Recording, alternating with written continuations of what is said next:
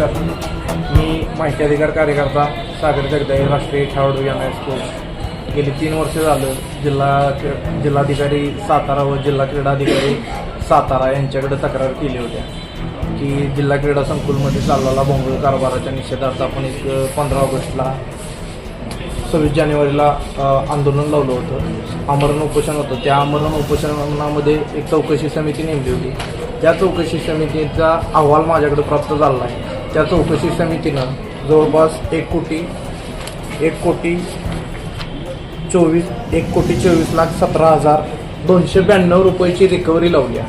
पण फक्त ही कागदोपत्रीच लागली आहे. दंडात्मक कारवाई अजून कुणावरही झालेली नाही. तसं जिल्हाधिकाऱ्यांनी कोणताही आदेश काढलेला नाही की बाबांनो आज ही जी रिकव्हरी आहे ही रिकव्हरी एवढ्या दिवसाच्या आत केली पाहिजे किंवा दंडात्मक कारवाई झाली नाही किंवा जी जिल्हा क्रीडा संकुलमध्ये ज्या लोकांना हॉल दिलेले आहेत त्या हॉलचा वापर ते खेळासाठी करतायत का, दुसऱ्या कोणत्या कारणासाठी करतायत. तर समितीनं समिती जी नेमली होती की समितीनं ते समोर आणणं गरजेचं होतं की बाबा त्या हॉलमध्ये ते स्वतः खेळाडू आहेत का, त्यांच्या बॉडीमध्ये कोण खेळाडू आहेत का, ते बाबा स्वतः राष्ट्रीय स्टेट लेवल खेळलेले आहेत का, या सगळ्या गोष्टी असून त्यांनी कोणतीही दखल घेतली नाही. गेली 3 वर्ष झालं आम्ही वेळोवेळी तक्रारी करतोय, पण या तक्रारीवर कोणतेही त्यांनी तोडगा काढला नाही किंवा त्या तक्रारीच्या अनुषंगाने त्यांनी चौकशी किंवा त्या तक्रारीच्या अनुषंगाने त्यांनी समाधानकारक सुद्धा उत्तर दिली नाही. तर दिनांक 15 ऑगस्ट दिवशी मी व माझे सहकारी सर्व खेळाडू, पालक तसेच साताऱ्यातील काही समाजसेवक आहेत, तर आम्ही सर्वजण मिळून 15 ऑगस्ट दिवशी आत्मदहन करणार आहे. कारण रोज मरण्यात काही अर्थ नाही आहे. एकाच दिवशी रोज थोडं मरण्यापेक्षा 15 ऑगस्टला आम्हाला नक्की स्वातंत्र्य मिळेल. आत्मदहन आम्ही करू. कारण कित्येक दिवस झालं आम्ही जिल्हाधिकारी असतील, जिल्हा क्रीडा अधिकारी असतील, पालकमंत्री असतील, सर्वांच्याकडे गेलेलो आहे, पण आम्हाला कुणाकडूनही न्याय मिळाला नाही. आणि या सगळ्याचा आम्हाला किक आलेला आहे की खेळाडूं घडवण्यासाठी आम्ही प्रयत्न करतोय. आम्ही मोफत प्रशिक्षण केंद्र चालवतोय. पण शासनाचं जे काय आहे ते पैसे आम्ही भरायला तयार आहे, पण खेळाडूंसाठी ज्या सुविधा पुरवायला पाहिजेत ते कुठलीही सुविधा पुरवली जात नाहीये. स्विमिंग टँकचा एवढा मोठा घोटाळा चालू आहे. स्विमिंग टँकमध्ये टेंडर नियमाप्रमाणे 1,000 रुपये फी घेणं गरजेचं होतं. त्याचबरोबर टेंडर नियमाप्रमाणे सकाळी 6 ते 9 व संध्याकाळी 4 ते 7 या वेळेतच फक्त प्रशिक्षण केंद्र चालवू शकत होता. त्याचबरोबर त्यांनी दिवस चालवलं. म्हणजे शासनाचा कित्येक मोठ्या प्रमाणात महसूल बुडवलेला आहे. त्या समितीनं जे अहवाल तयार केलेला आहे, समितीनं फक्त स्विमिंग टँकसाठी 25 लाख रुपयाची रिकव्हरी लावलेली आहे. ही रिकव्हरी ही मान्य नाही आम्हाला की आज तुम्ही दिवस चालवलेला आहे. टेंडर नियमाप्रमाणे 1,000 रुपये फी असताना तुम्ही 3,000 रुपये 4,000 रुपये लोकांकडून घेतलेले आहेत. त्याचे सगळे पुरावे आहेत.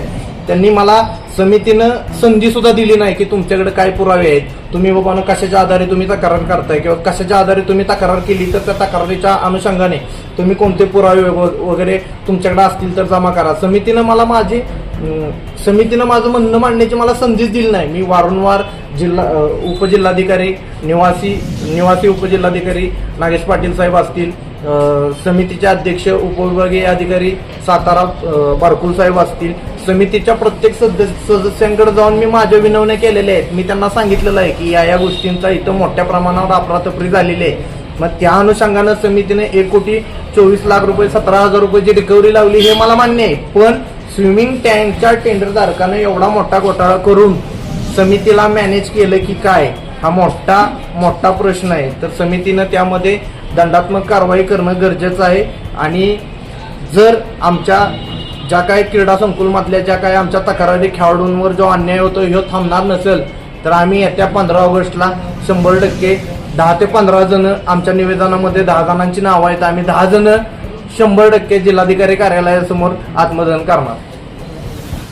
याबरोबर अजून काही महत्वाचे मुद्दे आहेत की जिल्हा क्रीडा संकुल बाहेरील जे व्यापारी गाड्या आहेत त्याचं हस्तांतरण चुकीच्या पद्धतीनं झालेलं आहे. त्याला जे त्या गाड्यांमध्ये जे अतिक्रमण आहे,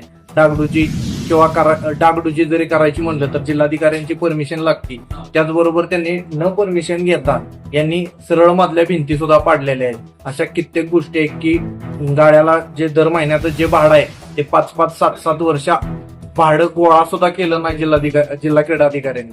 म्हणजे अशा कित्येक गोष्टी आहेत. स्विमिंग टँक झाला, त्याचबरोबर आतमधील जे हॉल आहेत व खेलो इंडियाचं प्रशिक्षण केंद्र आहे, खेलो इंडियाच्या प्रशिक्षण केंद्रावरती 63 वर्षाचा कोच नेमलाय, जो की माजी प्रभारी जिल्हा क्रीडा अधिकारी होता.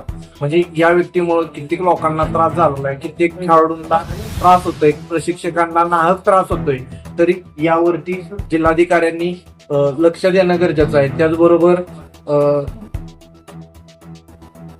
तक्रारी, ज्या खेळाडूंच्या तक्रारी आहेत तो माहिती अधिकारामध्ये जी माहिती मागितलेली आहे ते माहिती अधिकारामध्ये माहिती दिली जात नाही.